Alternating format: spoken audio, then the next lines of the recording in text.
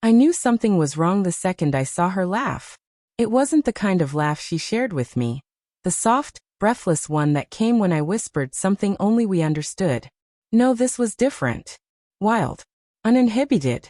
Like she'd stepped into another life where I didn't exist at all. And she wasn't supposed to be there. The night had been ordinary on the surface. She told me she was exhausted, claimed she'd stay in with takeout and a glass of wine. I believed her because I wanted to. Because that's what love does. It blinds you just enough to accept the story you're handed without turning it over to see if the paint is peeling. But something tugged at me. A text left unanswered. The tone in her voice when I called. The quick dismissal. I almost let it go. Almost. Instead, I drove. I told myself I was just being paranoid. That I'd pass the bar and confirm she wasn't there, then head home. But the universe doesn't hand you proof gently. It slams it into you like a car crash. Through the tinted windows of that downtown loft, lights pulsed. Music throbbed. People moved inside like shadows cut loose from their owners. And then I saw her. My fiancée. My almost wife. Dressed in something she never wore around me, holding a drink, her arm brushing against another man's shoulder as she leaned in closer, closer, whispering into his ear. My stomach caved in. My body went cold. I didn't storm in. I didn't scream. Instead, I stood outside on the sidewalk, trying to remember how to breathe. My mind was a battlefield. Anger tearing against disbelief, love clawing against betrayal. She had begged me to trust her once, months ago, when I noticed her phone lighting up late at night. I'd asked who it was and she laughed, saying, "You don't need to worry about that. You're the only one I want." I wanted to believe so badly that I swallowed the unease. Now I knew. The shadows I ignored weren't shadows at all. They were warnings. I waited until she stepped outside. The air was cool, her cheeks flushed with the warmth of the party. She didn't notice me at first. When she did, the color drained from her face. "Why are you here?" she asked, her voice tight, defensive. "I could ask you the same thing," I said, forcing calm into my tone, though every word tasted like blood. She looked away, searching for an excuse, some half-truth she could toss out like a lifeline. "It's just a party. Friends from work. I didn't think you'd care." My jaw tightened. "You told me you were staying in. You lied."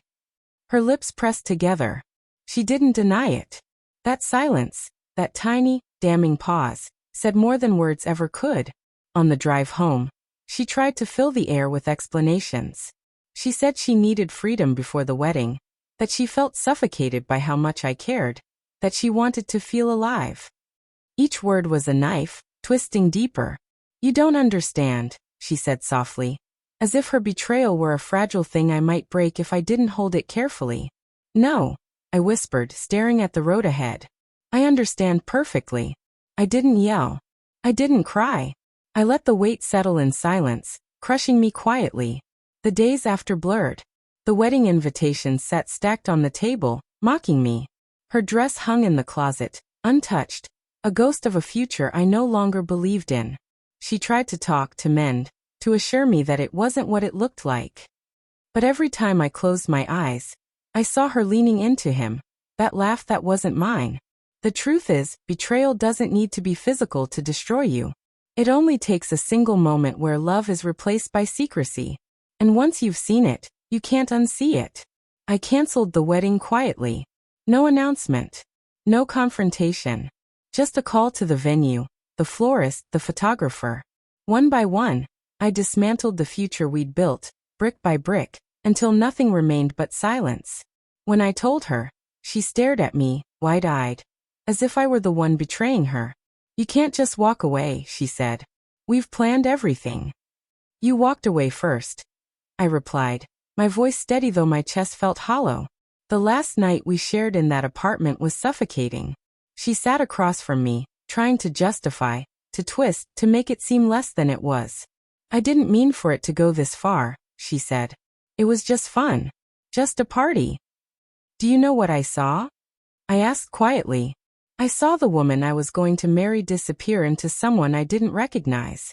And that's something I can't unsee." Her eyes glistened, but tears didn't change the truth. So I vanished.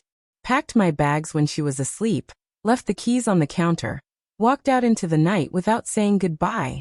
There's a strange freedom in disappearing.